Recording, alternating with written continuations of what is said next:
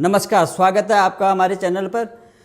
आज फिर जो है उत्तर प्रदेश से जो है कुछ कांग्रेसी नेताओं के जो वरिष्ठ नेता हैं उनमें से एक सांसद हैं, बाकी विधायक और जिला अध्यक्ष तमाम जो है वरिष्ठ नेताओं के जो है बगावती स्वर नज़र आए हैं। तो प्रियंका गांधी वहाँ की जो उनकी जो महासचिव हैं और प्रियंका गांधी की तरफ उन्होंने इशारा किया है कि प्रियंका गांधी ने जो कमेटी गठित की है उसमें युवाओं के चल रही है, युवाओं की बात मानी जा रही है और 50 साल से ऊपर के जो नेता हैं उनकी बातों को अनदेखा किया जा रहा है। तो अब हम आपसे पूछना चाहते हैं कि क्यों कांग्रेस में इस तरह से उथल पुथल चल रही है, और आप जरा बताएंगे हमारे दर्शकों को कि किस तरह से जो है कांग्रेस में इस तरह की बातें चल रही है। तो आप जरा कृपया प्रकाश डालने की कोशिश कीजिएगा प्लीज़। देखिए, ये जो पहले आपने पत्र सुना था 23 वरिष्ठ अधिकारियों ने, जो कि CWC के सदस्य भी थे और पिछले 3 पीढ़ियों से ऐसे नेता थे उसमें जो 3 पीढ़ियों से भी वो जो है कांग्रेस में थे, सोनिया गांधी के समय में, फिर राहुल गांधी के समय में और अभी भी।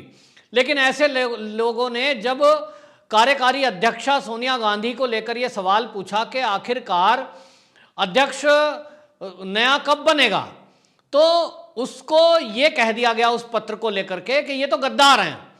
तो उन लोगों को काफ़ी अपमानित महसूस हुआ और इसी कड़ी में आप देखिए उत्तर प्रदेश से ये आवाज़ और निकली है और इससे ये लग रहा है कि सभी प्रदेशों में लगभग पार्टी में असंतोष है, क्योंकि उत्तर प्रदेश से भी जिन्होंने ये पत्र लिखा है उसमें संतोष सिंह पूर्व MP रहे हैं, सांसद रहे हैं, और कई सारे विधायकों ने जो सीनियर विधायक रहे हैं उन्होंने ये पत्र लिखा है। और ख़ास बात आपको बताऊं कि इस पत्र में ये है कि उन्होंने प्रियंका गांधी वाड्रा पर भी सवाल उठाया है, जिस प्रियंका गांधी वाड्रा को कई कांग्रेसी ये कहते हैं कि अगली कमान इनको सौंप दी जाए।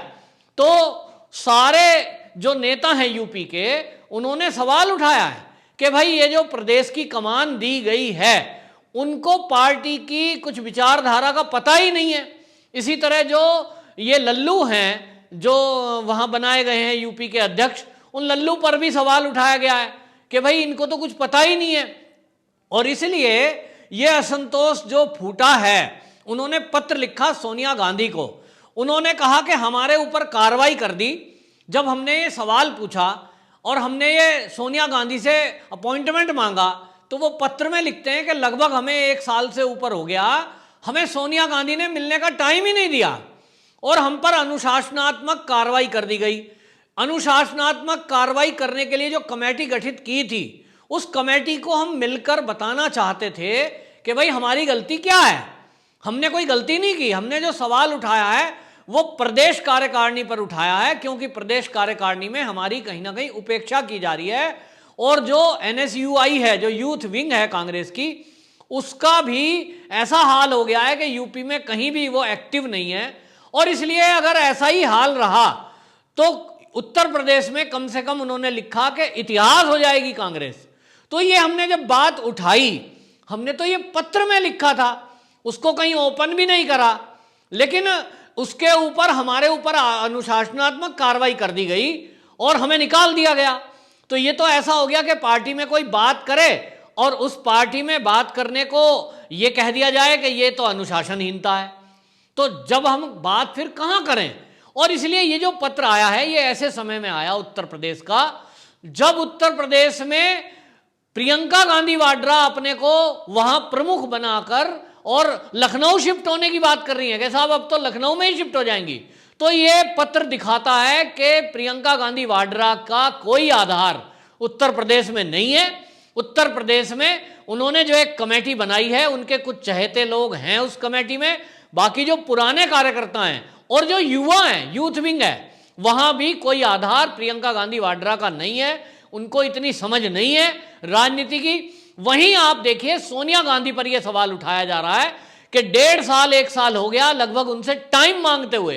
अब आप कल्पना कर सकते हैं कि कोई पूर्व सांसद और पूर्व विधायक, पार्टी के सीनियर लीडर, और वो कह रहे हैं हमें सोनिया गांधी 1 साल से अब टाइम नहीं दे रही है। क्या बुरा हाल आ गया है। मतलब कांग्रेस का तो ये कल्चर ही दिखाई दे रहा है कि प्रदेश लेवल पे हो या नेशनल लेवल पे हो, यहां कोई किसी की बात सुनने को तैयार नहीं है।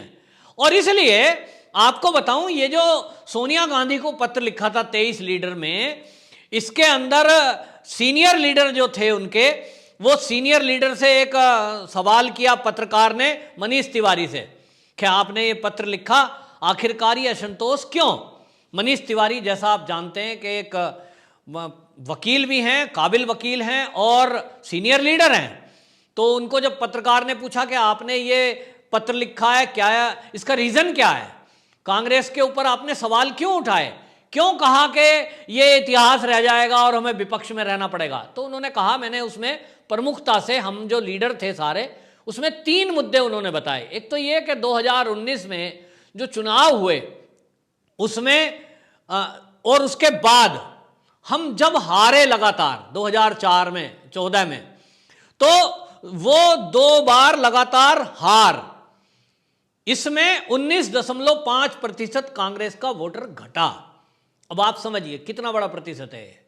दूसरा उन्होंने कहा कि कांग्रेस के हम सेकुलरवाद से, हम चाहते थे, सोनिया को हमने पत्र में लिखा कि आप सेकुलर करके भाजपा की बुराई करते हो कि वो जो है वो हिंदूवादी पार्टी है, वो सेकुलर नहीं है, सारी सेकुलर ताकतें एक हो जाएं। तो आखिरकार कांग्रेस का सेकुलरवाद क्या है, हम इसकी डेफिनेशन जानना चाहते थे। और आपको बताऊं, ये जो बात है ये अभी तक बीजेपी बोलती आई थी कि कांग्रेस पार्टी ये कहती है हम सेकुलर पार्टी हैं, सारी सेकुलर पार्टी एक हो जाएं। तो सेकुलरवाद क्या उनका केवल मुसलमानों के ही हित में काम करता है? पालघर में वहां साधुओं की हत्या कर दी जाती है, उस पर सोनिया गांधी मौन रहती है। और अगर कोई एक आम आदमी मुसलमान मर जाए तो वो सारी पार्टी एक साथ बोलती है, सवाल उठाती है, राहुल गांधी बोलते हैं, सोनिया गांधी ट्वीट करती हैं, पूरा हंगामा बरप दिया जाता है। तब मनीष तिवारी का ये कहना, ये मैं बता रहा हूं कि सेकुलरवाद पर उन्होंने कांग्रेस के ही सवाल उठाया कि आखिरकार कांग्रेस का सेकुलरवाद है क्या, हमें जरा बताया जाए। क्योंकि पूरे देश में कांग्रेस का अब ये भांडा फूट चुका है कि वो केवल और केवल एक विशेष धर्म की बात करती है, और एक नहीं, कांग्रेस जो है आप देखिए ईसाइयों की बात भी करती है। 2014 के चुनाव को याद करिए, मुझे अच्छी तरह याद है कि किस तरह से आर्टिफिशियल मुद्दे बनाए गए कि मोदी जी के शासन में ईसाइयों पर हमले हो रहे हैं। दिल्ली के अंदर एक ईस्ट दिल्ली में चर्च है, वहां शीशे में बाहर एक फोटो लगाई हुई है, सड़क के बाहर कोई तुक नहीं बनता, और उसके बाहर बांग्लादेशी झुग्गियां पड़ी हैं। किसी ने रास्ते चलते एक बच्चे ने उठाकर वहां पत्थर मार दिया और एक कपड़े में आग लगाकर वहां किसी ने रखी प्लानिंग से, और ये उसका प्रचारित किया गया, पूरा मीडिया इकट्ठा कर दिया कि देखिए मोदी जी के शासन में चर्च जलाई जा रही है। भाई वो चर्च अंदर है, गेट लगा हुआ है, उसके अंदर कोई नहीं घुसा। अगर किसी को चर्च लगानी है, आग लगानी थी, तो वो पूरी चर्च में पेट्रोल डाल के ना लगाते। लेकिन एक शीशा बाहर लगा हुआ है, इतना सा आला 1 फुट बाई 1 फुट का, उसके अंदर एक मरियम की फोटो लगा रखी है और उसका नाम भी कुछ नहीं है, और उसमें वहां कपड़ा भिगोकर पेट्रोल से कोई रख देता है, उसको ऐसा प्रचारित किया गया। तो मनीष तिवारी सवाल उठा रहे हैं, ये बीजेपी ने नहीं उठाया, कि कांग्रेस का सेकुलरवाद क्या है। तीसरा उन्होंने कहा कांग्रेस का राष्ट्रवाद क्या है, यह भी हमें पता नहीं, क्योंकि राष्ट्रवाद माने राष्ट्र की भक्ति, राष्ट्र के मुद्दों पर जो देश हित के मुद्दे हैं उसमें कम से कम पार्टी हमारी साथ खड़ी दिखाई दे। मनीष तिवारी कहते हैं कि ऐसा हमें पिछले दिनों नहीं दिखाई दिया, क्योंकि हमने देखा है सबने कि जब भी कभी राष्ट्रहित की बात आई है तो राहुल गांधी राफेल पर सवाल उठाते हैं।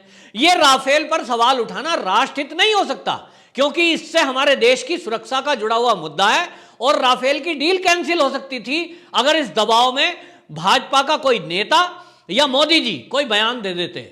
तो ये कांग्रेस क्यों कर रही थी? फिर खुलासा हुआ चीन की कम्युनिस्ट पार्टी के साथ समझौते का।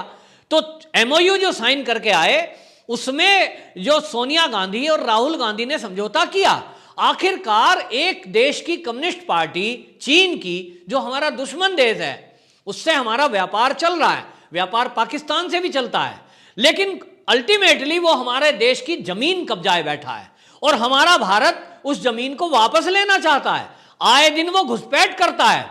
लेकिन ये कैसा राष्ट्रवाद है कांग्रेस का कि वो चीन के हित में, हमेशा चीन के हित में राहुल गांधी बोलते हैं, हमेशा सोनिया गांधी चीनी कंपनियों को फायदा पहुंचाने के लिए कांग्रेस शासन काल में पिछले 10 साल जब से मोदी जी नहीं आए थे 2014 से पहले 10 साल चीनी कंपनियों का यहां अधिकता हो गई भारत में। उनके लिए नियमों में परिवर्तन दिया गया, नियमों में ढील किया गया और इसलिए मनीष तिवारी ने सवाल उठाया। कांग्रेस के मनीष तिवारी ने कांग्रेस के सेकुलरवाद, कांग्रेस के राष्ट्रवाद और उनकी हार के कारण जो केंद्रीय समिति है और उसमें सीधा सीधा राहुल गांधी को जिम्मेदार ठहराया, इस पर सवाल उठाया था। इसी को सवाल उठाकर गुलाम नबी आजाद और ये कपिल सिब्बल जैसे नेता सीनियर ने सवाल उठाया था। अब ये दिख रहा है कि प्रदेशों से भी कांग्रेस के विरुद्ध, कांग्रेस की कार्यकारी अध्यक्ष के विरुद्ध और राहुल गांधी के विरुद्ध आवाज उठनी शुरू हो गई है। अब ये कांग्रेस के अंदर का ही ज्वालामुखी बुरी तरह फूटेगा। राहुल गांधी अभी भी समझ जाएं कि सुधर जाएं, देश हित की बातें करें और सेकुलरवाद के नाम पर हिंदुओं के विद्रोह को करना, हिंदुओं के विरोध की बात करना बंद करें, हिंदुओं को दबाना बंद करें और महाराष्ट्र की सरकार जो आपकी आज कर रही है उसको रोकें कि सीबीआई की जांच की बात पड़ रही है पालघर के मुद्दे पर, उसको खुद ही महाराष्ट्र की सरकार आपकी सहमति से चल रही है, वहां उनके साथ न्याय करें तो शायद कांग्रेस का कुछ हो जाएगा, वरना कांग्रेस वास्तव में एक बीता हुआ इतिहास हो जाएगी। आपने बहुत अच्छी तरह से इसको समझाया है, बहुत बहुत धन्यवाद आपका।